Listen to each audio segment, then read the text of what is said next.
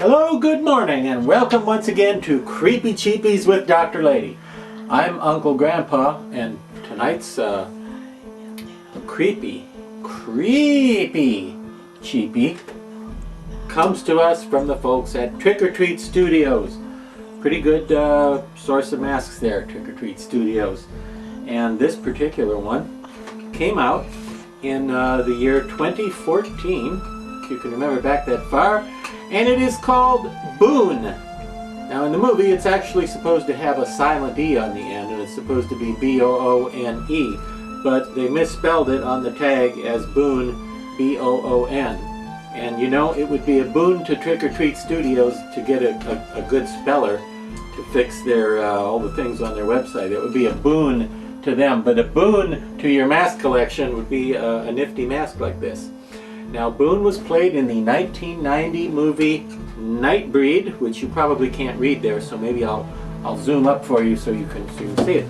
Was played by a guy named Craig Sheffer, who's been in tons of other things, including he's even appeared on TV shows like The Mentalist in more recent years, and he was in the god-awful Battle Dogs. Yes, there really is a movie called Battle Dogs, kind of like a zombie movie, only with werewolves. But anyway, Boone here, a character from Clive Barker's Nightbreed, as previously mentioned, and brought to life many years later in 2014 by Trick or Treat Studios. What a cool thing this is, don't you think? I think so.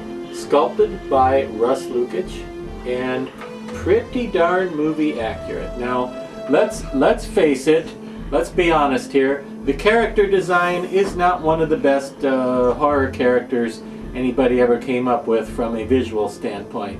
You know, I get it that it's supposed to be like the look of sort of tribal tattoos going on, but to me this character always looked more like a guy who fell asleep at a frat party and his drunken friends drew all over his face with a Sharpie. That's kind of what he looked like to me. But that said, this is an outstanding rendition of it, because all these things look like they're burned into the flesh. They're kind of, you know, recessed, sort of embossed, if you will, right into his skin. It's very nicely realized in terms of the sculpture and the paint. And the wig that it has here, I'm going to take the plastic head off. Wow. You don't often see me take the plastic head off, do you? But I did for this one. It's kind of a three-quarter mask in the style of maybe like a Zagoni Studios or Be Something Studios mask. Those are the same place, by the way. It used to be Be Something Studios, now it's called Zagoni. Free trivia there on the side. But this is sort of in their style because it's like a three-quarter mask, and then it has the wig put on. So you've actually got an elastic strap in here to hold it in place. So as you can see, it hasn't got a neck or a full back that hangs down or anything. Doesn't have a full back or a quarterback or a referee or anybody else that you need for a football game, actually. But Boone here, very nicely painted. The wig is pretty good quality. It looks just right on there. When you put this thing on, it's very realistic and very convincing looking. And well, if you're a fan of Nightbreed, which I am, yes, I know there are some problems with it, but I still like that movie.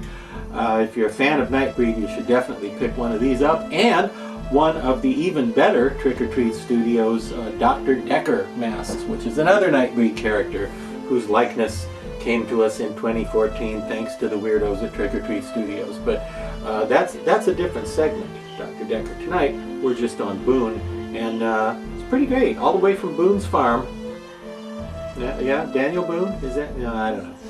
But here he is. Get one, it's cool. And I believe these retail for around 55 bucks, somewhere in that general vicinity. And for something with this nice wig and this good of finishing work on it, yeah, it's worth it. You should pick one up.